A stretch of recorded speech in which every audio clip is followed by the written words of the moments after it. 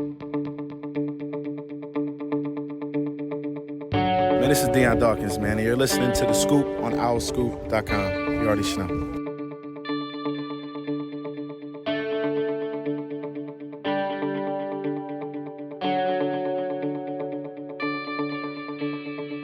What's up, everybody? Welcome back to The Scoop, OwlScoop.com's podcast, Season 8, Episode 40.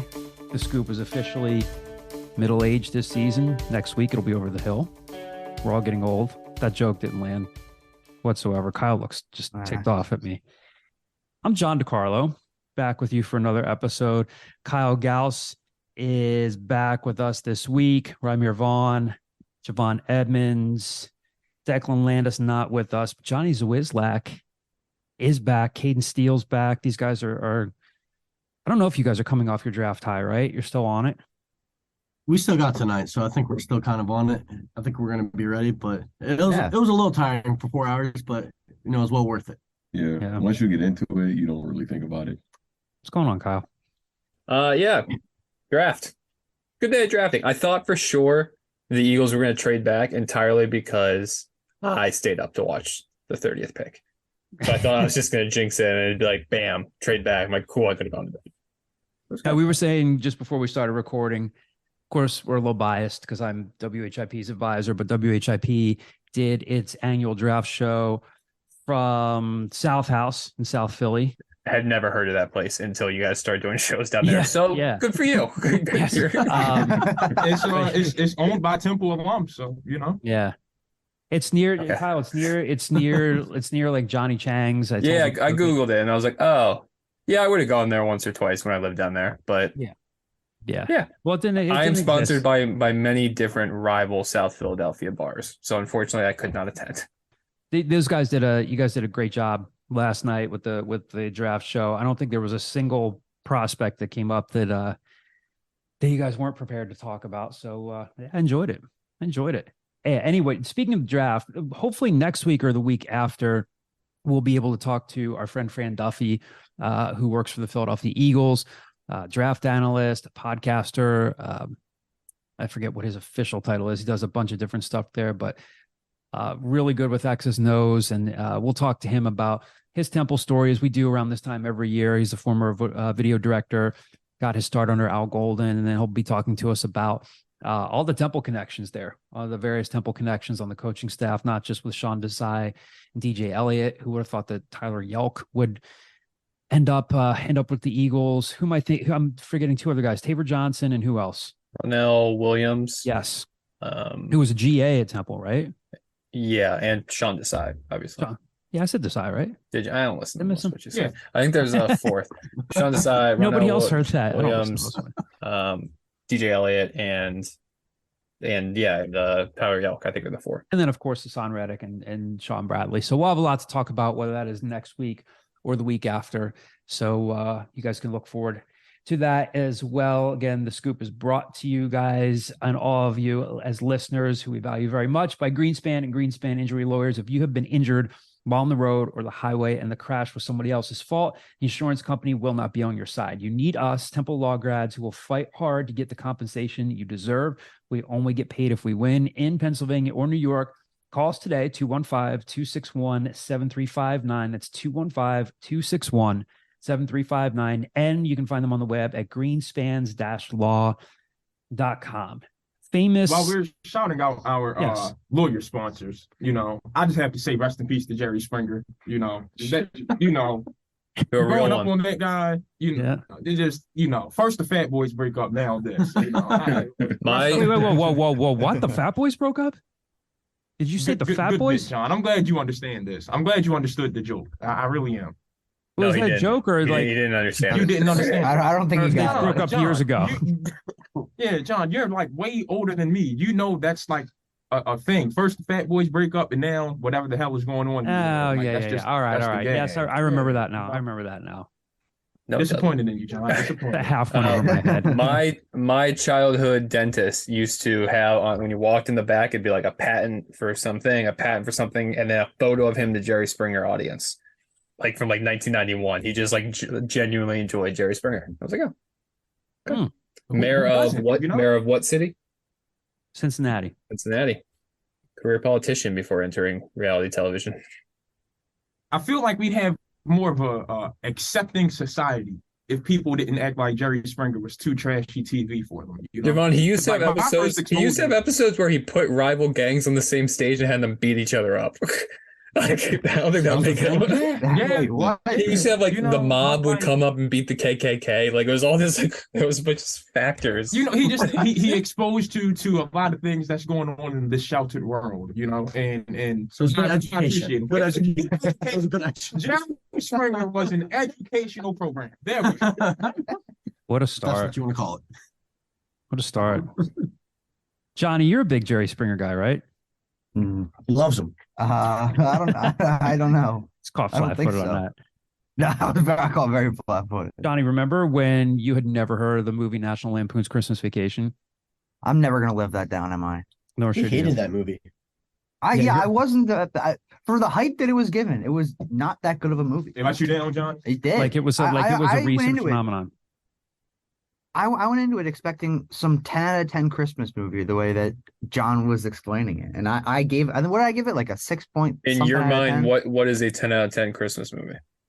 Home Alone 1 or 2, either of them are 10s for me. Home Alone 2 is a 10. I think I loved Lost in New York. I'm saying I don't dislike I- Lost in New I York. don't either. I Yeah. don't dislike it. I just don't know if it's 10. I don't know. I there was I think the traps, like the whole, like all that again, like him being in the apartment and like the I loved that part of it. The pigeon lady. But Loved yes, it all. the pigeon lady was good. She's a I great thought it actress. was a 10.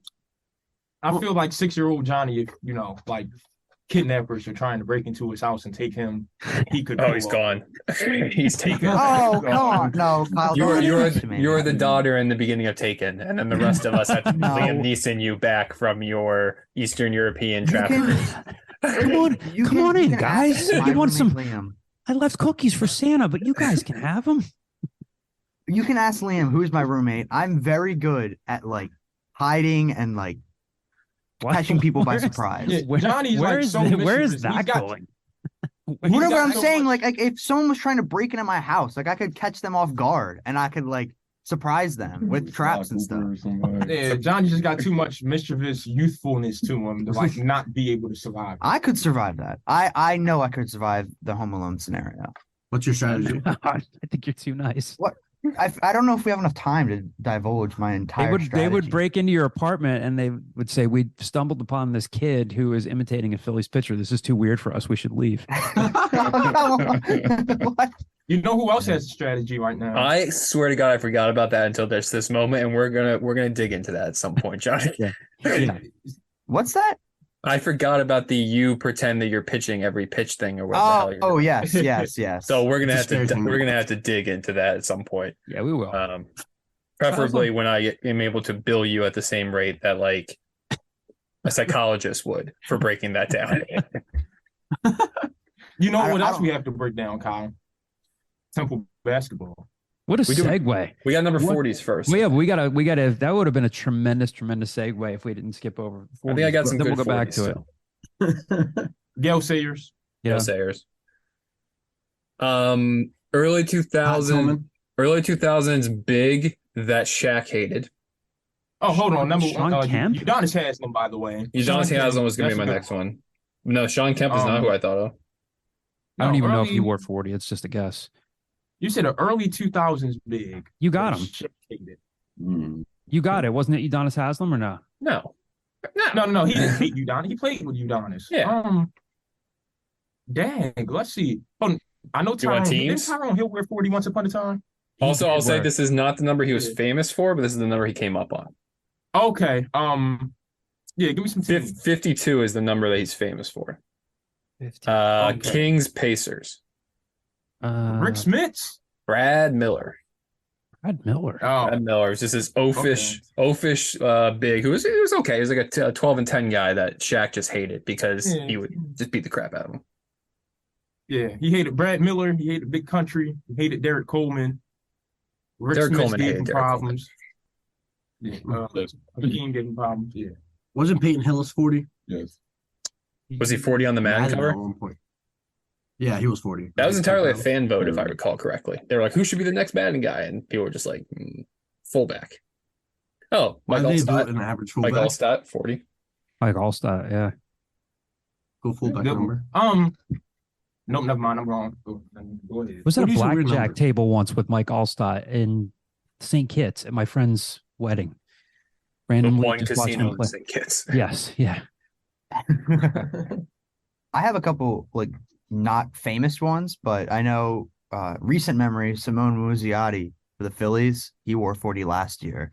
And Aaron Altair coming up out of the Phillies team. I'm a big Phillies guy. I know these guys. See, we need deep dives like that because they get on me when I remember these Olympic basketball numbers. Real quick. Let's take a step back. Olympic basketball numbers. Great. Perfectly valid. Yeah. 40th guy on a 40-man roster that nobody gives a shit about. Aaron Altair was very Altair good. Altair is not what I'm rubbing my Simone Muzziotti was a key piece in the Phillies NL championship run. He was a key piece. Was he the bat boy? Was that the number he wore? He wasn't the bat boy. He played like 60 games last year. We're moving on. Okay. No. I think the Sixers had this Ophi guy named Kurt Nymphius in their like late 80s thump and bomb teams who wore number 40. I think it was him or Bob Thornton. I think it was Kurt Nymphius. Bill Lambier. Oh, that's a good one. Did he wear number 40? Or was he Lambier 44? Or you? I don't know. Horn was 44. Horn was 44. You're right. I don't know. Muzziotti played 9 games last year. 9. It was 9. 9 games, 7 at bats. 9 games, 7 at bats. You're trying to tell me he was this cheap? No, Johnny, that's less Oh than no! He also had 0 he was postseason on the appearances. team for way longer. Zero. No, I knew he didn't play. Johnny, I knew he didn't play in the postseason. He packed you up, Johnny. His I knew OPS of 393. What was that one? His OPS was 393. Laughing at Ramir saying, That's a good you up, OPS. Johnny. It's an OPS. It's an OPS plus of 16. It does feel like 60 in baseball. Yeah, so he felt like 60 games, but in reality it was 9. We might have to go ahead and send this to Johnny's bosses down there at CBT, see what they want to do with this information. I'll be fine. I want to take like 40% of this intro and just bury it and we move on. We bury the film and we just keep going. Bury the film. Javon, is it too late to resurface your segue or do we just move on from that? It was lost, right? I think it might be lost. Yeah, it's lost. Well, but what is not lost is our vision and determination to deliver quality content to our fans. I like the first segue back. Wasn't my best one. No, it was good. Hey, you tried. At least you tried to get us back on track. So anyway, yes. Speaking of Temple basketball, we've got some audio for you today from Javon's conversation with Jahlil White. Some interesting stuff there. Part of my interview with Bobby Jordan, Temple's one of Temple's newest assistant coaches on Adam Fisher's staff. So Owl Scoop subscribers did get the latest update last week on several of Temple's recruiting priorities. We know by now that one of them is off the board despite hosting him for an official visit and paying him a visit. Temple was not able to land St. John's transfer Dylan Adewusu, who committed to Seton Hall this week. And then last week, we broke the news. It was last week, a couple weeks ago, that Temple was recruiting Australian guard Will Johnston, played last season at UT Rio Grande Valley. He's originally from Sydney, Australia. You can read my story about him and listen to that full interview if you're an Owl Scoop subscriber. He took an official visit to Temple from this past Sunday to Tuesday, and now he's on the West Coast. He put out on his Instagram that he's down to Temple, Loyola, Marymount, and Oregon State. Posted that. So again, if you're just catching up on him, averaged 14.5 points and shot nearly 44% from 3 this season. So again, if Temple does get him, they'll be landing another shooter. But again, that recruitment is far from over. So we'll see what happens there. So again, if you stay locked in and subscribe to our basketball board and stay subscribed to the site, you'll continue to get the latest recruiting updates there. There are a couple other players that we had updates on who reported on there, who are still priorities for Temple in the portal. So we'll keep you updated over there. But as I mentioned, if we shift things back to the current roster, we got some audio for you here. One clip, again, from Javon's interview with Jahlil White, and then a longer clip from my interview with Bobby Jordan. So starting with Jahlil, again, we know that he certainly did not have the season he wanted to have, averaged a little under 6 points a game, shot 0 for 21 from three this year. Not that he was a great 3-point shooter to begin with, but he could occasionally knock down a corner three here and there. And he just, and you'll hear if you eventually, Javon's either going to have this story for us or the Inquirer, still fleshing some of that stuff out, but just kind of lost his confidence, as you could see. But he's still going to be a valuable piece for Adam Fisher and his staff, especially defensively when you consider he's 6'7", 205. If you're a Temple fan, you know the story by now. They underachieved. They had NCAA tournament aspirations, and it didn't happen. Aaron McKie is now gone after 4 seasons. And this first clip that you're going to hear here is Jahlil White talking about his reaction to Aaron McKie leaving the program as its head coach after 4 seasons. And then right after that, he talks about meeting Adam Fisher for the first time and why he decided to stay. Oh man, that honestly hurt me. I remember they called us in for a meeting and like no one knew what was really going on. Like I'm like looking around like what's about to happen. And then the athletic director comes in and I'm like, okay, I kind of get what's about to happen. So he said it. It was like my heart kind of dropped because like McKee, he was the one that recruited me from Wally Catholic, and like it was before he was in the head coach. He was recruiting me like here, like to play under him as head coach. So it was like that was really my guy, and that hurt me honestly. When you heard Fisher was the one to get the job, what did you think of him on first impression? When I heard that he got the job, everyone was telling me how much of a good guy he is. Like, they used to tell me like I'm in good hands and all this other stuff. So when I finally got to meet him, it was kind of like what I expected, like a very positive and just like a good guy. So like my first impression of meeting him was like, okay, like maybe this guy can really bring the best out of me and instill this confidence that I used to have in me. So like, yeah, that was my first impression. Like he's like a great guy, positive guy. Right. It's kind of interesting. Obviously, you can see the human aspect or hear the human aspect of it about, just the sadness that existed. Him talking about Aaron McKie being the guy that recruited him and being sad to see him go. Also interesting to hear him say when he talked about Adam Fisher, he instilled confidence that I used to have in me, which I thought was kind of interesting. And again, not that we're, breaking a ton of news there, but he took a step back statistically shooting the ball and I just thought it was kind of interesting to hear him say that. And then we'll go into this clip for you here when Javon asks him, what was it about this season? Just what happened? Why didn't you guys get to the tournament? And I think this is a really interesting answer. I feel like the expectation that we had weighing on us going into the season because of our roster, it played, I don't know, it kind of had us like, we weren't really playing free. We weren't really playing for each other. So like, we weren't the team. I don't think we had the connection that we should have had to be in the tournament. Like you look at our roster, obviously, yeah, we had a great roster, but it takes more than just a bunch of good players. It takes a connection. It takes a family. It takes trust, respect. And I feel like that's some of the stuff that we might have been missing. I feel like it takes relationships with the coaching staff, trust from them. Just like it's a lot of stuff that plays in it. There's a lot of stuff that plays into it that's more than just having a bunch of good players. So that's how I feel about that. So if we listen to this and Jahlil White is saying it takes trust, it takes respect, we'd be kind of idiots to expect him to say anything less than, it didn't work out. Not that we expect them to say good things about the season. They fell short of expectations. But Javon, what was your reaction when he said that? Again, we've heard hints of it.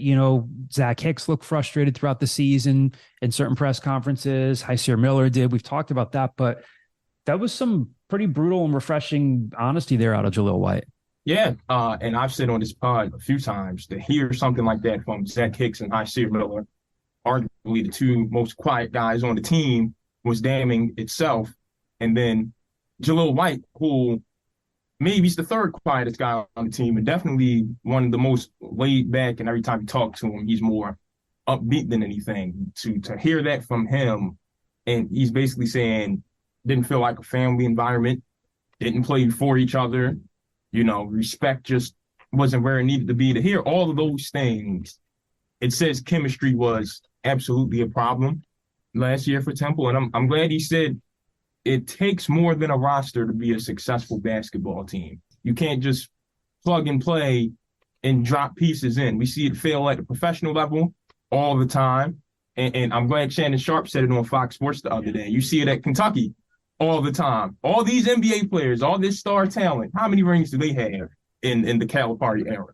It takes more than just some names and some good players to win. You need some chemistry, relationships, some guys who know their roles, are willing to accept it, embrace it, and excel in their roles. And clearly, that wasn't Temple last season. Public flare-ups between Caleb Battle and Aaron McKee. Guys not seeming disappointed at all when Battle was no longer with the team. You got the Hicks and Hyseer Miller press conference after. I've got to stop forgetting what game that was. But either way, we all looked at each other after that one like, this is not good. So it confirms more of that, to say the least. And you just hope Adam Fisher can foster a better environment over his 4 years at Temple, assuming he, makes it the 4 years. As I mentioned before, I had the chance to talk to Bobby Jordan earlier this week about a half hour. I talked to him for about a half hour over at the team's facility before they left for a recruiting trip. Again, Al Scoop subscribers will get access to that full interview about his life, how he got into coaching, a lot of good stuff there. The part of the interview that we're going to play for you here, maybe the back end of it, is Bobby talking about his approach to recruiting and some insight into the current roster. So we'll play this portion of the interview for you here and then react to it on the other side. You've had this reputation when your name comes up. I know you said you want to be known as a coach too, and obviously you wouldn't have gotten this far if you couldn't coach, but Bobby Jordan, he's a relentless recruiter, a tireless recruiter. Might sound like a simple question, but how did you build that up? What's the secret to establishing that reputation and connecting with kids? Because not that the guys at the Kentuckys of the world don't have to work hard, but you have to grind a little bit extra more when you are at Drexel, when you are at Wagner in these places, and at Albany. How did you get that reputation? How did you become a good recruiter? Yeah, I think the biggest thing is relationships. And we kind of touched on my background early on. And, I started working at Hoop Group when I was 18 years old. Rob Kennedy gave me the opportunity that he didn't give to anybody else. A college kid out there coaching teams. Was also able to coach AAU at the time. I actually just saw one of my former players was down at the EYBL, Rakeem Christmas, that played at Syracuse. Yeah. He was probably the first major player that I coached, and he was actually 15 years old and I was 18 and I was coaching him. So I feel like I've been doing this a long time, but I'm still like young enough that I kind of understand the ins and outs of everything. I mean, being around this for 18 years already, it's gone by really fast, but it's allowed me to develop these relationships over a long period of time. And that's kind of the key, and you got to do things the right way. You got to treat people the right way. You got to be upfront with them. And I think people respect that. That's what I've always tried to do, whether it's for bad or good. Sometimes it's going to hurt you, and a lot of the times it's going to help you, though, in the end. It's a different world that you got into when you first got into the game. You have the portal to deal with. You have NIL to deal with, extra people that want to have a say, and you're getting a little bit of everything now as you guys kind of like reassemble this roster. What's the same, what's different about recruiting now? Yeah, I think you got to adapt to everything. Obviously, NIL and the transfer portal are kind of brand new in recruiting. I think you have to embrace it. You have to attack it, and you just got to embrace it. You can't get frustrated. You're going to win some, you're going to lose some. I mean, that's going to happen all over. That happens in life, that happens in recruiting, that happens during the season. And you just got to embrace it. You got to just keep working.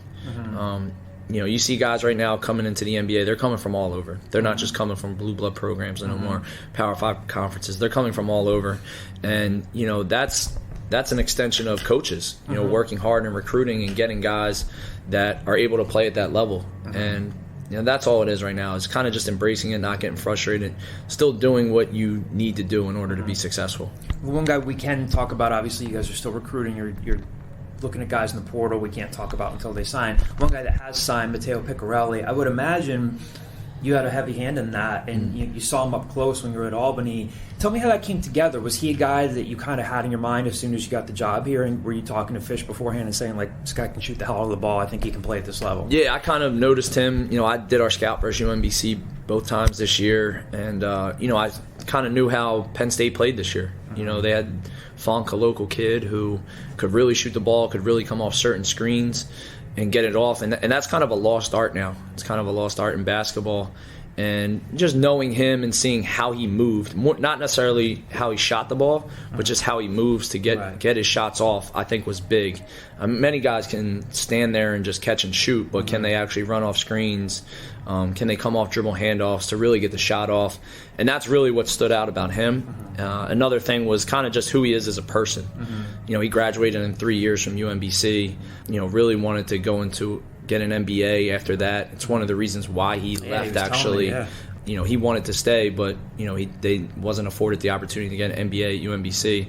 So that's key, too, I think, in the transfer portal, is not only do you got to bring in good players, but you got to bring in good people. How much did you see of him, too? Because, I mean, it sounds kind of trite and cliche, but the American is, like, it is a big physical conference with some bigger guards. Like, I know Houston's leaving to go to the Big 12, but night in and night out, rosters can differ, of course, but it's a physical conference. I guess you guys must have seen that in him, say, hey, he can come off screens, he can create his own shot when he needs to. He's not a guy, like you said, just a catch and shoot guy that could easily get shut down if things aren't going his way. Yeah, I think his international background was kind of key in that. You know, the FIBA game is very physical, you know, and he's a tough kid. You know, he's somebody that we tried, you know, at Albany. We wanted to push him off screens. We wanted to really kind of make sure he couldn't get him off, and you know, he wound up scoring 24 on us the second time around. So that was one thing I saw, was his level of toughness.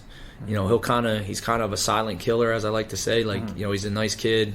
You know, he's very polite, but when he's on the floor, he's looking to get 20 plus. What's the process like when you and Fish and Chris and Michael Hugan and the staff are sitting down? What's the process like when you're vouching for a kid, saying, like, I think this kid's a fit here, and then maybe you debate that for a while? What's that like? I mean, obviously you can't give us your whole recruiting part, but like, if you could take fans inside that process, what's that like? Yeah, I mean, I think there's certain like aspects of somebody's game that you look for when you're putting together a roster. It's almost like a puzzle. Pieces have to fit together. You know, you can't have too many guys that all do the same thing. You know, you got to have different guys that have different specialties or have different strengths. And then also, like I talked about with Mateo, you have to look at their character, who they are with people. You know, you need to talk to their academic advisor. You need to talk to their strength coach. Who are they off the court? It's a little bit like the NBA now in terms of, you know, the transfer portal is, you know, a lot of these guys, you got to do background checks on. You got to get intel on them because some people are leaving for the right reasons and some people are leaving for the wrong reasons. You know, so I think we have to do a good job of that, of really getting to know who these guys really are before they step on campus here. We can watch film and we might have coached against them and we can see who they are on the court when they're playing, but who are they the other 22 hours of the day? I think that's really important to know. What was the vibe like when you were down in Atlanta this past weekend? When you're down there wearing a Temple tee, what's the reception been like when you're down there, or you're just making calls and stuff? Like, it seems like there's been a certain level of excitement. What's it like to be on the other end of that? Yeah, I mean, it's a very humbling experience. You know, just being in this business for so long, and you know, seeing so many people I know out on the recruiting trail, and just, you know, how happy they were for me, kind of just because they know how important Philadelphia is to me, and everybody's kind of known that for a long time. You know, so I was really humbled by everyone's, you know, congratulations, and that was the biggest thing for me. It was kind of being able to see how happy people were, seeing Bruiser, he was down there, how proud he was, just that, you know, I was able to get here to Temple, and, you know, it's really all because of him in a way. He got me started, and, you know, just thank him for everything that he's done for me. How much has he meant to you? I mean, like, I know him a little bit, and he's, to me, I've said to people, I feel like he could go anywhere and recruit anybody in any area of the world. He just connects. He's funny as hell, but he's a really, really good basketball coach. What has he meant to your life? Yeah, I mean, he's been the biggest influence on me in terms of coaching. You know, like I said, he took a chance on me when I was 18 years old, coming out of Roman, you know, to join his program at Drexel. Like, I could have went, like we talked about earlier, I could have went and played somewhere else. Actually, Mike Rhodes, who's now the coach at Penn State, he recruited me really hard when he was at Randolph-Macon at the time. And, you know, I always joke with him that, you know, I guess I chose the right one when I went with Bruiser instead of you.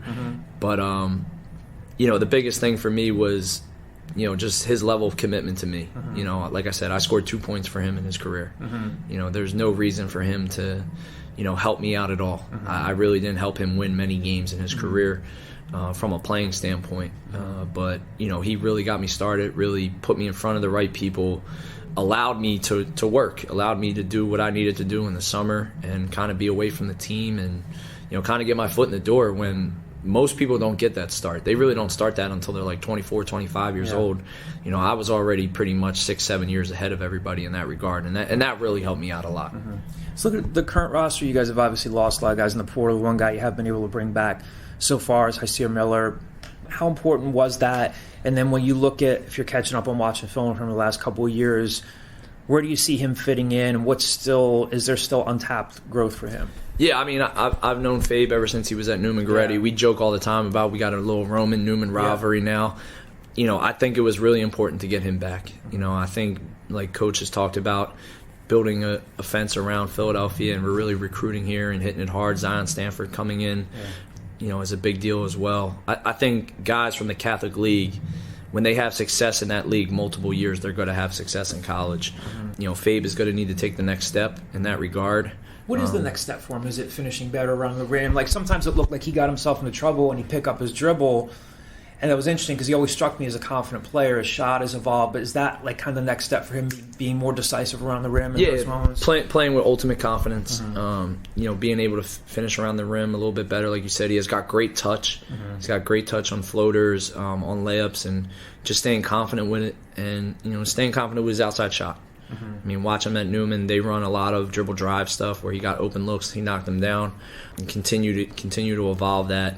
I think that's the next step for him. You know, I've seen his leadership. You know, I've seen how he interacts with the guys, and he's the type of guy you want in your program. You mentioned Zion Stanford. Obviously, he's got to come here or get acclimated to practices and the whole vibe. But what do you guys like about him? Obviously, Aaron recruited him, but you have to connect with Chris. Why can he be successful here? Yeah, I just think his size, his versatility. You know, he's one of those guys that's like a mismatch problem on the court. You know, he can play on the wing. He can guard a 4. You know, at times he can even guard a 5. You know, that's kind of the biggest thing for him that I think will allow him to have success. Obviously, we don't have time to go down like the whole roster, but a guy that, especially, I mean, this might be easy to say from the outside, if you end up bringing in not smaller guards, but a guy where you do have some length, and he's had issues with his shoulders, obviously, a guy like Jahlil White, how important will he be for you guys on the defensive end? And I feel like he kind of almost lost, he's never been a great shooter, but 2 seasons ago, he was knocking down the occasional corner 3, kind of lost that confidence last year. How important is it to get him kind of feeling that again, and how important does he, or how versatile could he be for you guys, just with his size and length? Yeah, I mean, since we've been working out, I've definitely seen his versatility. I've been really impressed by him. I've only actually saw him play once in high school, when he was at Wildwood Catholic, and you know, I didn't know that he had this level of versatility with him, just in terms of his game and what he can do. You know, I think what you said in terms of confidence, that's big for him with his jump shot. You know, he can knock it down. He can knock it down, and you know, that's our job to keep him confident, to keep him in the gym, to keep him working on it. That will be a heavy emphasis for him in the off season this year. And you know, I believe that, you know, he can guard really 1 through 5 on the court. He can play 1 through 5, and he, a little bit like we talked about earlier, just with his versatility, he's a mismatch problem. The couple guys that sat out this year, the redshirted Tosh Tweet and Deuce Roberts, guys that could potentially be important for you guys next year, depending on how the roster goes. Again, I know you're catching up on everything. Deuce was kind of like a late add, you know, in the last class. I've talked to Chris a little bit about him. I know you've only been around him a little bit. What could Deuce and Taj mean for the roster next year? Yeah, a little bit more about versatility. We talked about their size and versatility has kind of stood out to me, you know, since we've been working out. Taj has had great energy so far in the spring when I've been on the court for him. He's an unbelievable athlete. You know, so I think he can affect the game in different ways. You know, at the guard position on the wing, like I said, Deuce has great length. He could be a great, you know, lockdown defender. He can put the ball on the floor, can hit the open jump shot. You know, so I think just a little bit like we talked about with everybody, developing these guys through the offseason, building their confidence up. Guys that maybe didn't see as much time last year, now you got to build their confidence up. What's something that people wouldn't know about you? I mean, basketball, it's like it is. It's a grind. It's been a huge part of your life. Again, people know you as a guy that's bounced around. You've made some sacrifices. You've moved. You're a good recruiter. But what's something that people wouldn't know about Bobby Jordan? Or maybe, you know, I like to say to people, you get the same questions from reporters like me all the time. What's something that you don't get the chance to talk about that you wish you'd get asked about more? Something that people wouldn't know about you? I'm a big Jersey Shore guy. I love North Wildwood. You can find me there in the summer if we're not doing what we need to do here. I'll probably be in North Wildwood or Ocean City. I prefer North Wildwood. Don't tell my wife that. She'll probably listen to this. She's more of an Ocean City But that's person? okay. Her family lives in Ocean City. Mine lives in North Wildwood. But they love North Wildwood, Are you too. commuting? Are you staying out in Wildwood right now? No. My mom and dad live in Cherry Hill. So Okay. I'm staying with them right now. So I think, you know, if you take some things out of that, if you're a Temple fan, I mean, Bobby's always been known as the people who know of him around here in the area, he keeps, having, or I guess, maintaining this reputation as a relentless recruiter. And when he talks about, the challenges, when I asked him about, what's different now about recruiting, and instead of kind of bemoaning NIL and the portal, he said, you have to embrace it. You can't ignore it, can't complain about it or resist it. You have to embrace it. You have to adapt, which is, if you're a Temple fan, that's what you want to hear. Overcoming some of those challenges is another thing altogether. And we'll get into that in the mailbag. But, it does sound like for now, Adam Fisher surrounded himself with a staff of guys that know what they need to do and know that the landscape is drastically different now. So let's get into the mailbag again. Over these past several weeks, you guys have really kind of been in part setting the agenda for us and asking us about, some of the topics that are going to get discussed regardless. And this first one, segueing into that, most of these are from Owl Scoop subscribers from our message boards. We got one from Twitter. And then, of course, later on to round things out, we've got the question from Pat Egan from 97.5 The Fanatic on the John Kincaid Morning Show for you that we'll have fun with. First one comes from Detroit Al. What can Arthur Johnson do to make us more competitive in NIL? I've got something for that. Yeah, I mean, you just answer talked to it. Yeah, the answer to it is going to be audio clips, and it won't be from Arthur. But you can read my Inquirer story if you want to hear what he said. I talked to Seth Goldblum of the Tough Fund, and I'll let everyone listen to it. But yeah, it comes down to alumni ownership. There's not much more left for the administration. I don't like they can pump out some more advertisements and make it more stressed on social media and all this good jazz of, hey, donate to the Owl Exchange and the Tough Fund and all this good jazz. But at the end of the day, it comes down to fans and alumni donating.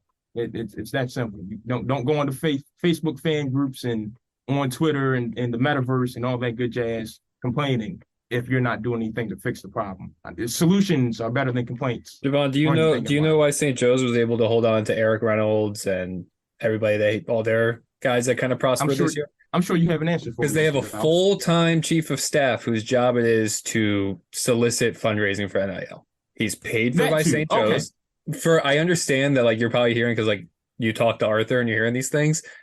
The Temple administration's response to the NIL has been embarrassing. Period. There's been no call to action until recently, when it's like a 2-line sentence at the end of every newsletter saying we need to support the Tough Fund. There needs to be a call to action. Anybody that's taken a public speaking class 101 knows that you end the presentation by telling the audience what they need, what their next steps are, whether that's to read this thing or blah, blah, blah. Like, Temple's fan base is so glacial in the way it moves, and it's been like that forever. It needs the prodding and the direct, hey, we need X amount to retain our roster every year. You guys need to provide it. Does the money need to come from the fans and all that? Absolutely. But the administration and Arthur Johnson, who, for better or for worse, is the face of that athletic administration, can do a lot more when it comes to actually setting Temple up for a position. And I don't think they need to do anything revolutionary to excel. They need to just do the bare minimum that other universities that they're supposedly higher up than are already doing, like St. Joe's. I agree. Adding a position of a fundraiser. I will give you that. But it's still, after that, it still comes down to the fans and alumni coming out of their pocket. Sure. But what about, like, who decides the percentage of money that goes to the Owl Club versus the Tough Fund? The administration. Whether that's directly by saying, okay, we're going to do like a 50-50 split between the Tough Fund and the Owl Club's like donations. We're going to do a 1 stream in, 2 streams out thing, or it's equally promoting, lifting them up. I think they're still kind of viewing it as, well, the Owl Club and the T Fund or whatever the heck they have over there, it should be the number one priority, and then NIL gets the trickle down. And I think there needs to be a readjustment of all of that in today's landscape of college athletics. I can get with you on that one. Because there does feel 1 month the Owl Exchange and the Owl Club mean more, and then the next month the Tough Fund means more. I'll get with you on that. I don't care if it's the Tough Fund. It can be some new collective that, like, the athletic, as long as it's a collective, right? Yeah, I don't give. I'm with you. Yeah. So, but I think there's still a lot to be done in that. It does seem like Arthur Johnson, the athletic department, at least is like aware of, hey, this isn't going away, and this is something we need to wrap our arms around. But I have yet to see any arm wrapping. Yeah, I'm with you on that. So read that story, then here's the piece of audio for you. If I'm being brutally honest, thing that I am most disappointed in is the Temple alumni community itself. Lack of interest and support at a broader level amongst Temple alums has been really disappointing. I get that, Philadelphia is a professional sports town, and I get that for many years, our flagship program in men's basketball has maybe not had the results that we'd all want. But what alums need to understand is that the only chance we have to compete going forward is through NIL efforts. And it's our chance to actually get involved and make a difference. And I've been really disappointed in conversations that I've had with various alums, various friends of the program, and they are not willing to step up and to help support the effort. That's been more troubling to me than, the university maybe being a little slow in their response to the collective. I tell everyone, Javon, and I'm happy to be on the record with this, that, look, Andy and Chris and I, who, started the Tough Fund, we get nothing financially out of this, right? We don't get paid.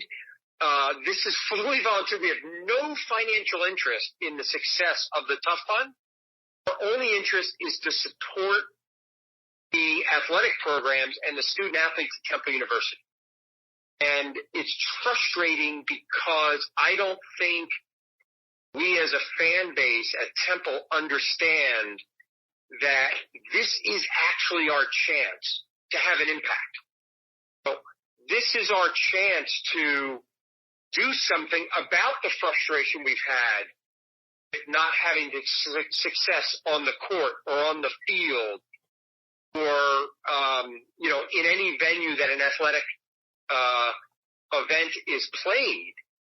And I just see too many of us sitting on the sideline saying, well, we're not any good, so why should I participate? Versus, hey, this is our chance to make a difference. And it's been a big frustration from my perspective. All right, the next mailbag question here is from the screen name GL and PA. Looking ahead 7 months, will Owl Scoop have in-person coverage of Temple at the holiday tournament in Hawaii? Who will draw the short straw? I'll go back. It's been I'll go back. It's been 6 years. I'll go back. It's been 6 years since you've gone. I was going to say, we've never taken an Owl Scoop. No. But it's been 6 years since I've been to Hawaii, so I will go back for that. I flew back from Hawaii the day that Carson Wentz tore his ACL. Oh, that's rough. Yeah. So Kyle, you're the reason the Eagles went through that despair. I'm the reason the Eagles went Super Bowl then. Yeah, you are. Yeah. I will hold that badge. I'll carry that badge. Odds of that happening, it comes down to both, not just the fans, the Owl Scoop administration, and will determine whether or not we have in-person coverage. John DeCarlo has been asleep at the wheel for too long. What if we just send Johnny there in this Hawaiian shirt? He's like, guys, I'm into it. I've got my Hawaiian shirt on in LA, and he shows up and he's like in too much like Hawaii character, and I can see Johnny comes back, tries to teach everyone the haka. I feel like that'd be a fun time. A fun time. It is pretty hard to have a bad time in Hawaii. I think the first half of Forgetting Sarah Marshall, he would disagree. He has a bad time at first. Good point. That movie sucks. What? I don't think that's a good. I don't like Russell Brand. And Russell Brand's like the 7th character in that movie. Like, he's funny as hell anyway. He's so stupid.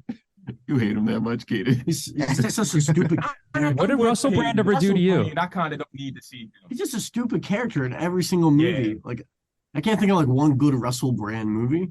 But that soured the taste in your mouth so much that like the entire movie sucks. I just don't think it's that good of a movie in the first place. And Russell Brand just makes it worse. I'll back Caden up. I like his opinion on this. Coming up next week on the Scoop, Russell Brand goes at Caden. Great. Hold on, let's put John and Johnny on the spot. Since Johnny, I'm going to place like minus 250 odds on him being a sports Saturday at the Temple News next year, and I know about that travel budget. DeCarlo, Are you sending the Temple Carlo. News, including Mr. Zawizlak here? Yeah, because I'm Johnny's agent right now. Are you sending the Temple News, Johnny Zawizlak, and all those good folks to Hawaii for that tournament? Right here on the spot. Do not know what our budget's going to be for the next fiscal year, and that's the God's honest truth. So we'll see. Unequivocally, no, though, is the answer. Man, my client will see you at the negotiating table. Yeah. Johnny, you guys can drive and find that specific bridge that will take you 5 times for Declan to get a milkshake on the way. There's cargo ships. Look, things have to get on and off the island. You guys can be part of it. You'll be there next to bananas and Samsung TVs coming find their way from the mainland. Johnny on a cargo ship. So Johnny, what we're going to do, we're not going to show up to OTAs. Okay. And we're going to hold out from training camp until we make some progress on this. And I got 40 more guys, hungrier people that have our wrestling. Don't do it. You're going to pull a Le'Veon Bell, and then your career's going to be over. Next question here from the screen name Temple fan Al. What school should Temple schedule a home and home series against, either basketball or football? I like this question. I do too. Bramir, we'll start with you. Start with the kids. I don't know if I qualify as the kids, but I mean, compared to these two, we're very old. We're very old. I guess so. You want it realistically or a dream?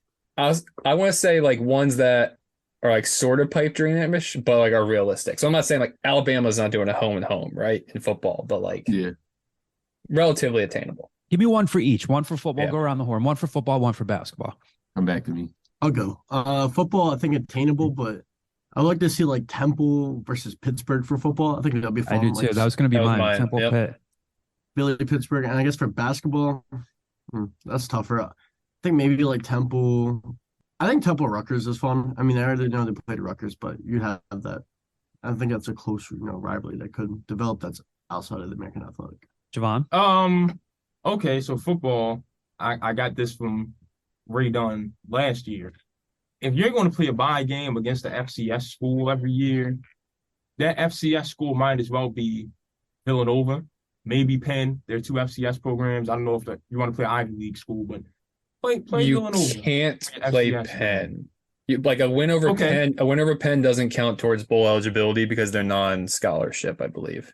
Good information. That's why you can't. That's why you can't play like some of those, because even with, to rewind a little bit, the reason they could play Bucknell was even though Bucknell plays in like a non-scholarship conference, I might be confusing Bucknell and Fordham. They give scholarships, so like if less than 50% of the maximum scholarships aren't given, they don't count towards bowl eligibility.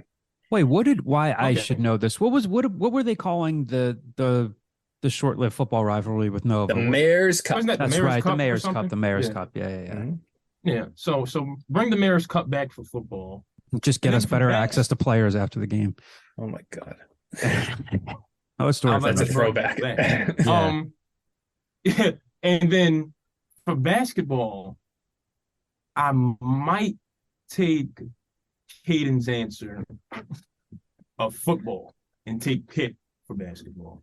Like just something local and regional, either a Pitt, a Rutgers, a Seton Hall, St. John, Syracuse, Maryland, Georgetown, something like that.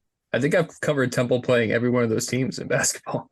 Yeah, Syracuse, Maryland, Georgetown. Yeah, Q's, Georgetown, Maryland. Those were all under Dumpf. Seton Hall has played a couple times. Seton Hall. They came to the Leocore Center once, I believe. They came to the Leocore Center, and then I remember there was a trip up there where they played them where it snowed, right? Yeah, I don't think I went there for that. Pitt I'd like for football. What would you want here, Kyle? You're skipping Johnny. He's physically not in the. I can't. I'm here. Show your. I'm here. Yeah, John. I got one last one. What's that? For the spirit of Coach Chaney, whichever team Calipari's on. I think you're going to say Lincoln or something or Chaney. Chaney. Play Calipari. Not even the school. Just play Calipari. They were like great friends by the time that Coach Chaney. Yes, I know. I know. John reminds me of that all the time. But that video just always be all the time. I think I've talked to you about that like once. You make it sound like. Did I tell you this one before? There's been like 3 or 4 times I mentioned Calipari, and you're like, him and Chaney, they wound up being cool. Like, I know, but that video is still going to be top 5. So I just want Calipari and Temple to have beef for eternity. And that's what we're missing in sports. That's why I'm happy about the Eastern Conference playoffs right now. We're going to get 2 rivalries. And I'd rather see some ejections, or else I'm not going to be a happy camper.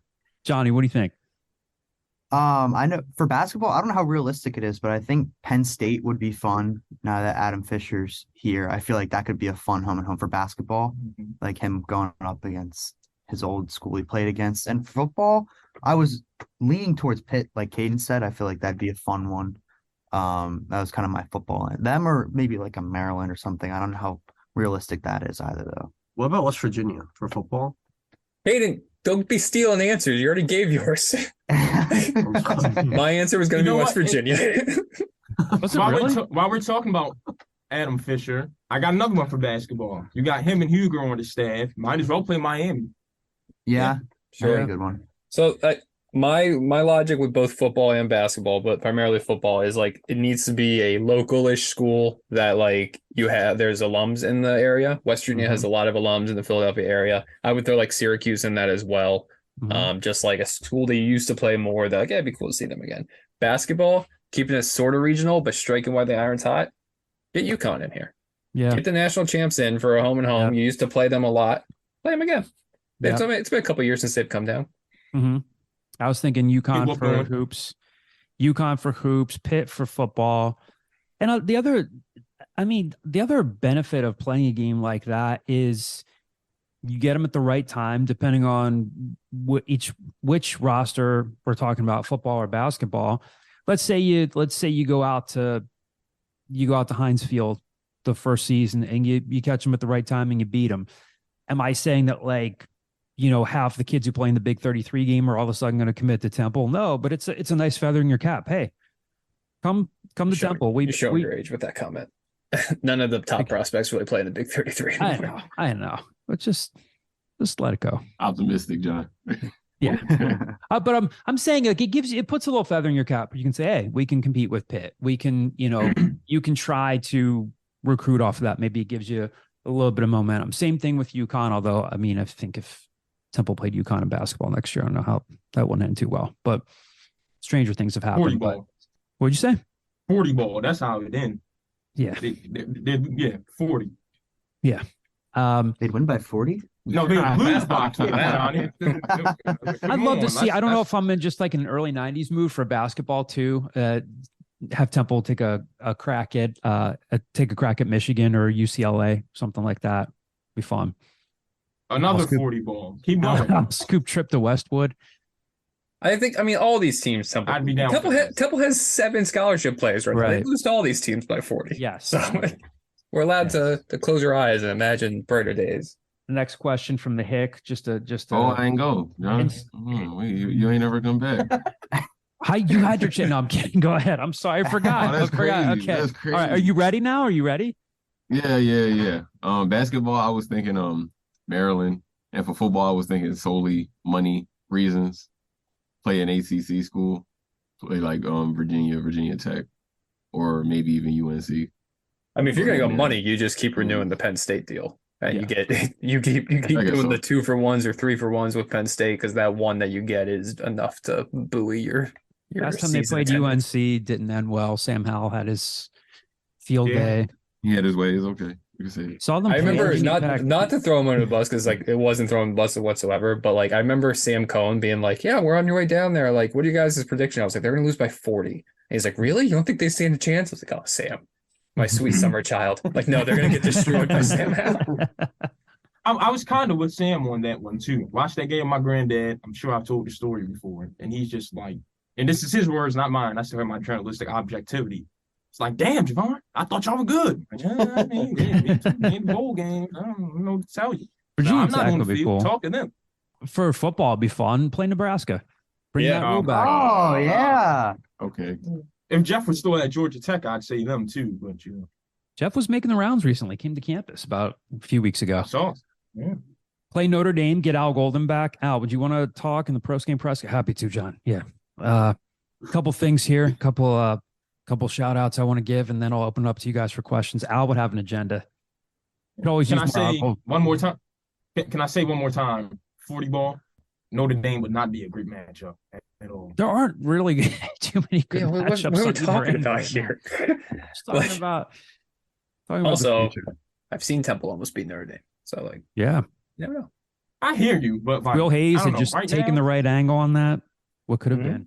Anyway, They would have still lost to you. Who'd they lose to right after that? USF. USF. Yeah. So right after that, they had that 60-40 game where they literally beat SMU 60-40. I remember Rule going into it saying, I'm really concerned about that game. That was like the Jagger Gardner kickoff return. Did he have a kickoff return in like a 96-yard touchdown run? He That went was the nuts. SMU. Yeah, SMU. Yeah. Yeah. And then they lost to USF either like the week after or something like that. Was that Quentin Flowers? Quentin Flowers and I believe so. And Marlon Mack. Marlon Mack. Yeah. Yeah.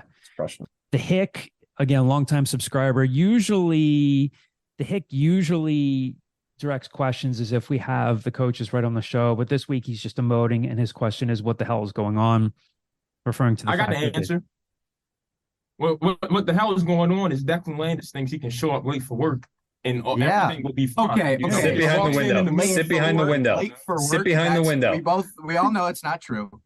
Kyle, I have no idea what you're saying. Behind the window. I'm going to keep talking. He's saying behind the window. You're Behind the done. window, You're done. I got mean, enough I'll voices walk on out this like, podcast. I guess you're out of here. Anyway, the Hick That's wants to know what the hell is all going on. Yeah.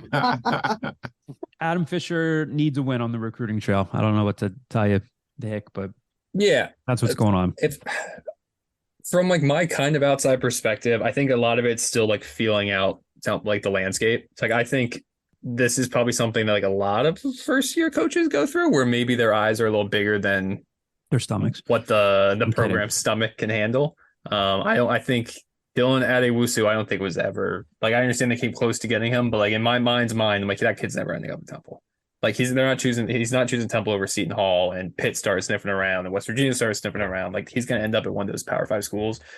I think this is something that you just wait a couple months. And if we're in July and they're like, oh crap, they still have 5 open scholarships, or they took those 5 open scholarships and gave them to really fringe guys, then you really start to worry. Until then, like I understand people just live and die with the highs and the lows. And I completely agree, needs a win. Piccarelli was 2 weeks ago, and that wasn't a needle mover. They absolutely need to win one of these battles sooner than later. Otherwise, it's going to be a long, long, long season. But also, look, the portal's not done, right? They got 2 more days of people entering the portal. Yeah. Yeah. Still plenty of chaos. If they're stuck at 7 by July, I'll apply to grad school and take one of them scholarships. I can be a player coach for you. I'll just like guess some spot up that threes you've done left in. something in the last 4 years, or taken some benefit in the last 4 years that would prevent you from being like eligible in the NCAA. At some point, it'll be like Al Scoop like paid for this, and be like can't do that. You can't be giving that away. They'll let these kids sign for 6-figure NIL deals, and you'll lose eligibility over like John buying you an $8 something at some point. Yeah, because John's bought a few lunches. So yeah, There you go. never mind. Those So are I'll illicit file benefits. Sorry to have ruined your future, John. Yeah, you've ruined my life. Yeah. Crazy. TU Owls fan 2004 has an interesting question for us. Yeah, Ooh. best way to eat What an a egg, transition. scrambled. Best way to eat an egg, scrambled, omelet, sunny side up, over easy, or poached. Declan Landis cannot eat eggs. If he does, his throat will close up, right? He'll die. He'll croak over. He'll keel over. If I have eggs? Yeah. Oh, yeah, Yes. no. It's not good. Yeah. Best way to eat an egg. Over easy. I want to start with Ramir. Ramir is the resident nutritionist. Do we Yes. Ramir, do we eat eggs in the Owl Scoop family? Are they good? Are they bad? Do we go egg whites? Yes, Egg you eat whites? eggs. Always eat eggs. Eggs are an excellent source of protein. But if you want the same amount of protein but less calories, you eat egg whites. Yep. But What do you do? You go with an egg white omelet? no, I usually just always scramble it. I don't have time to do anything else. I'm saying, other than an omelet, the preparation doesn't impact the nutrition of the egg, John. It doesn't matter if it's over easy or No, I'm saying egg white. Does he go with an egg white omelet versus a full egg omelet with the yolk in it, which has more cholesterol? But the question is, of these 6 options, which are the best? Which is the best? I mean, the best way is, you go to IHOP on Sunday morning, you get you a big steak omelet with a short stack of New York cheese pancakes or Tres Leches. Or the Whoa. You just have yourself We're ignoring the question. The question isn't what's the best breakfast food. It's how do you eat your egg? Or when you're home, you get you a thing of turkey ham from the grocery store. I'm done. I'm done with Javon. How do I just make Javon? Javon's just Oh, man. Are you trying to say eggs go with other things? I'm just saying, like, that's a good omelet. I'm getting good focus. omelet. What is Focus, the guys, egg? Focus. Best way to eat an egg. If you gotta eat the egg by Omelet, itself, sunny over side easy. up, over easy or poached. If it's by itself, then over easy. I'm on board. Over Maybe over medium. Scrambled. I'm with Johnny. Yeah, I think I'm a Scrambled scramble could guy. be like too mushy. I try to do. You're right. I try to do over easy, and it ends up being scrambled because eventually I say, "Screw it, this is scrambled." Poached eggs are the biggest lie that has been told to us in a long time. Not because they're anything like great. People act like they're impossible to make. You just spin the damn water, and it poaches itself. Done. Mm-hmm. But no, over easy. Yeah, with hot sauce. Javon and Raimi are signing off. A couple more mailbag questions here to get to. One from Twitter. Off the Hook 3 is the Twitter handle. Number one, do you think a Temple player will be drafted? Talking football. And number two, as of now, who are the starters on the offensive line, the defensive line? Do we think a Temple player will be drafted? Nope. No. Or Kyle, you're making a face. No, I would bet no. But if I had to, it wouldn't completely surprise me, like blow my mind, if somebody was like, let's take a late 7th rounder on the big Swedish guy that's 6'8" and 340 pounds. Like I could see some team just being like, let's roll the dice on Isaac Moore. But like, no, I would bet no. I honestly think, again, I could see somebody taking a flyer on Isaac Moore or Adam Klein based on his versatility. I know that people get excited about 40 times and Jose Barbone ran a 4.47 40, but at 6 feet, 181 pounds, if weight adjusted, that puts him into like the 15th percentile. It's not great. I hope for his sake, I hope he gets a shot with a team. But I'll say this: of him, Adonicus, Adam Klein, Isaac Moore, I bet you one of them makes a camp, like makes it out of a camp as an undrafted free agent. Yeah, I could see it. I can see it. Think Like one Isaac, makes a roster? yeah, I bet you one of them makes a roster. I've seen it a dozen times. Right? Like I saw Keith Kirkwood go from like this exact scenario. He's too slow. Granted, he's a little bigger. What about Chris Myrick of all people?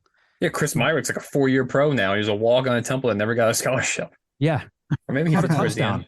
Yeah, he has a touchdown. I think Klein has a shot. Who has a Klein? Yeah, versatility's there. Yeah, can play a few positions. That helps you. Yeah. I think Barbone could. I think he at least could sign his UDFA. I don't know if he makes a roster, but maybe enough speed to. I think all four of them will. I think all four of them will get an undrafted free agent spot because they just kind of hand those out like candy at this point. But whether or not they survive. Second does question: Isaac's athleticism hurt him? I'm sorry. You're saying lack athleticism hurt him? You mean lack thereof? Yeah, I don't think he's like a great athlete though for his size. Like. He didn't like move well at the pro day. I don't know if that knocks him. I know he's already in the USFL. I don't know if he's maybe that knocks him a little bit. He's not like 6'8" and he's like a crazy athlete. Oh, sure. Like, sure. If he was 6'8" and a crazy athlete, then he'd be a second day pick, right? Like a first day pick. So yeah, I mean, he definitely has his warts, and I think that's probably his wart. But he's a guy that has a lot of experience at left tackle exclusively during his time in college, and he has the size for use the cliche, you can't teach size. So I can see somebody maybe taking a shot at him. If I had a top 25 list, if I had a top 25 Temple all-time interviews, I think he's in my top 25 or in the also receiving votes category. He's a tremendous interview. Yeah, nice guy. Yeah. Who's on as of now, who are the starters on the offensive line and defensive line coming out of spring ball? If we talk offensive line, Chris Wieseham would be sitting here just saying 5 steaks. Yeah, that's what I'm saying. Like, whatever. It's not like, I'm not going to say left tackle, left guard, center. I think for offensive line, it's probably some combination of Diego Barajas, Wiz, James Faminu, Stoffel, and Rich Rodriguez is what I would think.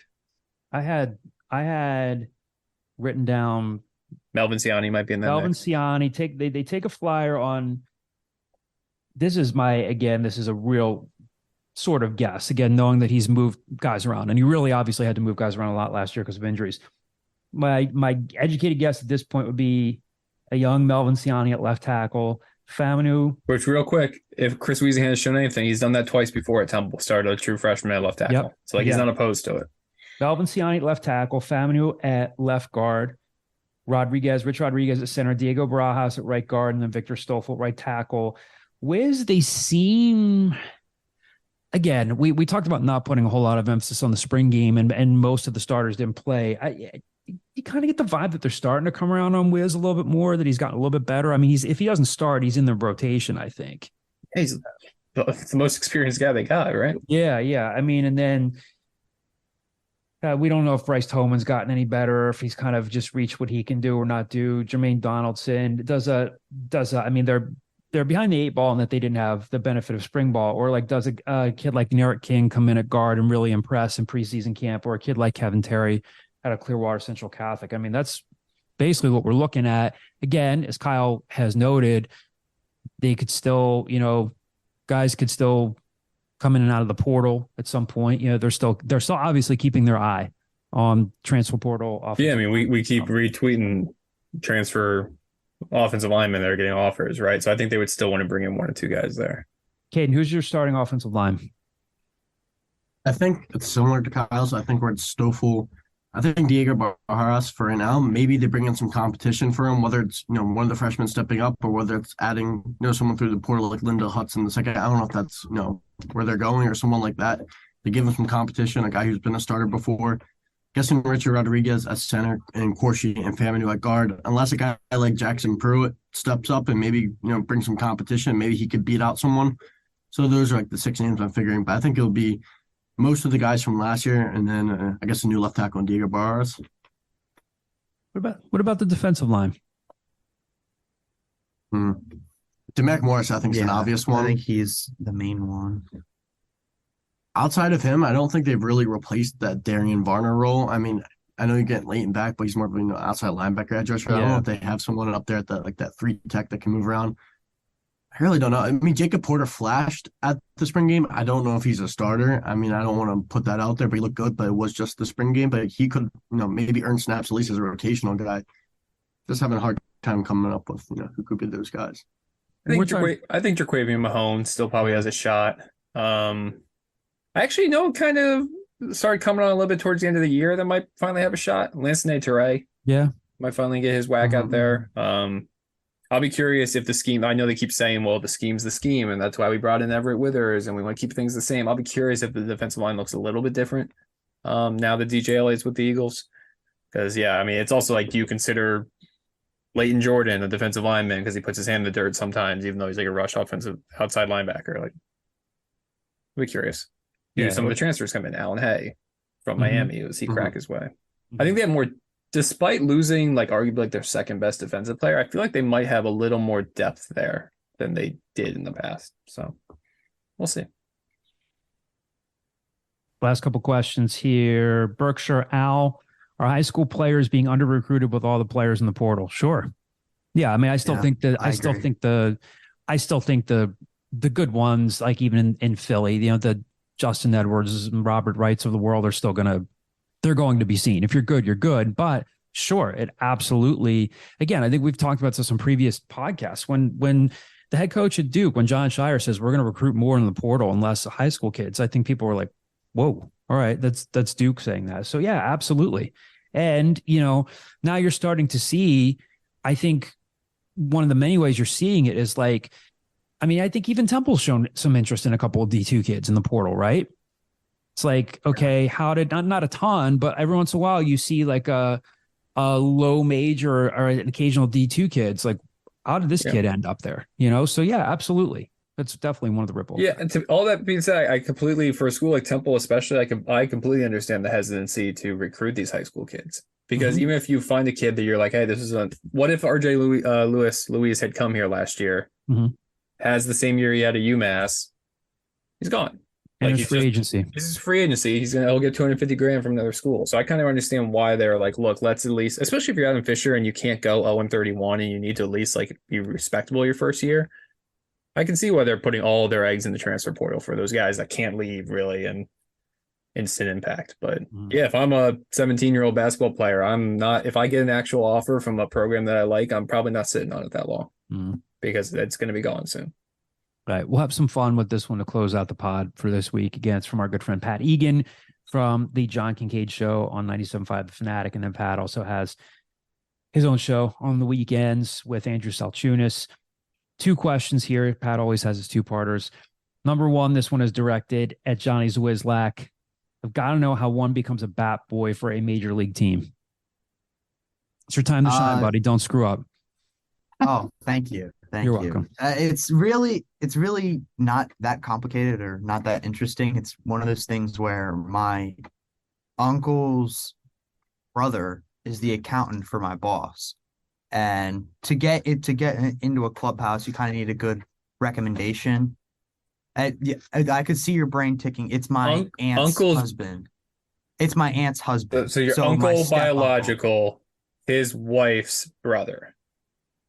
No, it's my mom's sister's husband's brother, but I felt like saying uncle's brother was simpler. We're more simple. So so what happened was my boss was at winter meetings with his accountant, my uncle's brother, and said that he was looking for a new bat boy. The other one moved on to another job, and he was asking for a recommendation. And my uncle's brother, I'll just call him Dennis, because that's his name, Dennis, said, "Well, call him." Oh, I have in air quotes Dennis because that's his name. That's his. No, I wasn't trying to do air quotes. I didn't mean to do air quotes. No, I know, but you were like, "We'll call him Dennis." Yes, because I that's his name, so it's not an alias. Brother. It's just really his name. It's just yes, but we'll call Kyle. Like, oh my gosh. Kyle. Sorry, he was like, oh my gosh, like he sees me as a nephew. So he's like, oh, my nephew is a huge Phillies fan. Like this would be a dream job for him. He's a hard worker. Like I couldn't recommend him anymore. I couldn't recommend him more. And kind of from there, my boss called me and he was like, do you want the job? And I said yes. And then I was given a background check and then I got the job. So to answer, there was no to answer the question, Pat, like most nepotism. things, nepotism. Yes. That's how you get this job. Connections. That's all about nepotism. connections. Did you have to do hey, like you're just really, it's just us checking some boxes. This is really all just like whatever, but do some sprints or something. Like, did they put you through like anything? Like, it's literally just like they never met you. They just saw your name and check. Yeah. That's interesting. See, my question was going to be, did your uncle mention that you were a former cross-country star? I'm sure that was mentioned that I did run when I was in high school. And then you didn't just run. You were a cross-country star. He just called you a star. I kind of was. Kyle. Check his what's that called? What's the Max Prep? Is there a Max Prep? Let's see. What was it's Spring Split. Mile Split is the big website. Wait, what high school again? Spring Forward. Is that a Pac-10? Does the Pac-10 still exist? Yes. Okay. It's more like the Pac-15 now, but yeah, they still call it. Ooh, you ran a mile in 4:31. Yes. Yeah, look at you. I was the fastest freshman in the state in 2017. Why aren't you running for Oregon right now? What are we doing? It's a very long story, but I got time, man. I got time. It's just us in the podcast universe. I got patellar tendonitis in both my knees, and I couldn't run for a summer. And then trying to catch back up to get to back where I was back in shape, I ended up getting a stress fracture in my shin, and I continued to run on it until the point where I almost needed a metal rod in my leg. And then after that, I kind of was never the same. But then I came back my senior year and ran like a 9:40 something 2 mile and just missed districts. But then I was like, all right, I'm done with running because I hate physical therapy. So, and then I just came here to Temple. Do you run at all anymore? Are you recreational? Are you running on Sunday? No, I'm not. I do not run at all anymore. Gotcha. I got kind of sick of it. But it's fair. Yeah. He was about to zing you with something. I think he probably did mention that I ran in high school. I was going to say. That's kind of why John Kruk loves Johnny, how fast he is. So, that's got to count for something. Noah Marchetti said you were the best runner he's ever seen, and that Ray Dunn used to drive you to practices, and that was his role on the team. Yes, Ray Dunn's role. Ray Dunn's role for our cross country team was to make sure I got to practice safe and on time. That was his job. Ran into Ray. I at the Phillies game last Saturday, sent out that tweet with video of you from very far away. And then Ray said, "You're at the game, no text." I said, "First of all, this tweet took 45 minutes to send because everyone's on their phone there." And then spent some time with Ray and his wonderful girlfriend, Lexi, and her family right before the skies opened up, and then it just torrential rains. Yes. So good story, heartwarming story. Wish it was a little bit more. Wish there was more of an arc to it. Wish there was an obstacle course. Wish they threw stuff at you. Dodging hot dog wrappers. We thought for sure there was a Bat Boy Combine because you got called into work, and you were like, "Well, I don't know if they're gonna test us," because it was right after all the laws dropped from the MLB. Yeah. That it was like, well, if a Bat Boy holds up the pitch clock, then they're gonna get the axe. They're out. This so is we're the like, stuff maybe you he's can't going talk in, about, getting right? his first base time. What's up? There's certain stuff you can't talk about, right? Because if you talk about it, you'd have to kill us. No, that was on Twitter. That was public knowledge. I know that part, but like taking us inside the clubhouse, you'd have to just. Yeah, I can't talk about like specific players and experiences, like give like personal, because like the clubhouse is like their personal space. Like I can't like there's no cameras in the club, but like that's like their place to like be themselves. So I can't really. You can't talk about the rampant amphetamine use. I can. No, we'll talk about that. We'll talk about that next week. I, however, that'll be a good episode. Summer special. Johnny tells all.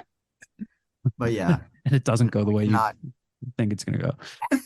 No, and Pat always has a two-parter. Who amongst the group is most likely to be taken off draft boards for failing the pre-draft interview process? Oh, you would show up late to your pre-draft interview, and that would probably drop you off a lot of boards. They'd be like, "We were supposed to talk to John DeCarlo at 9:00. He rolled in 9:09. Said, oh, sorry guys, like just that tiramisu I had 2 nights ago really got to me." That would probably you wouldn't be a Patriot. Wait. What got to me from 2 nights ago? The tiramisu from 2 nights ago.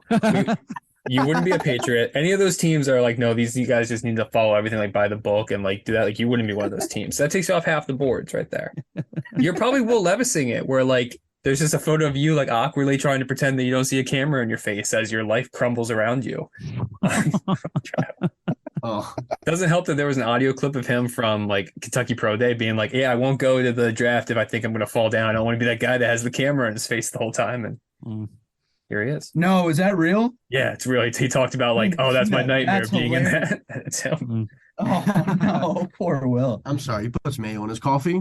Like after that, I was out. So whatever happens from here happens, Mayo and coffee is very bad. If he And, goes like, to the 5th round, who cares? He just wasn't that good of a college player. A lot of times. Yeah.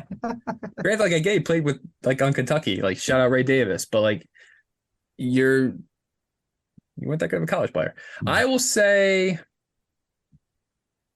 Caden is going to be the one that ends up in the best scenario.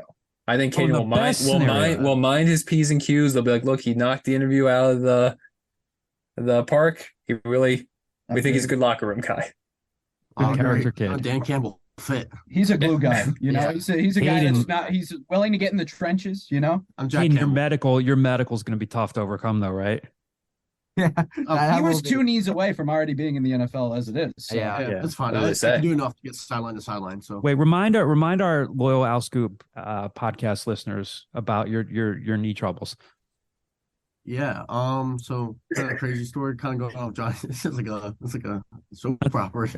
Not to put you injuries on the Al Scoop podcast. Not to put you on the Going into spot. freshman year of high school. It's okay. I can share. I feel comfortable. Going Caden into was my also the freshman year- fastest runner in the state of Delaware his freshman year. Okay.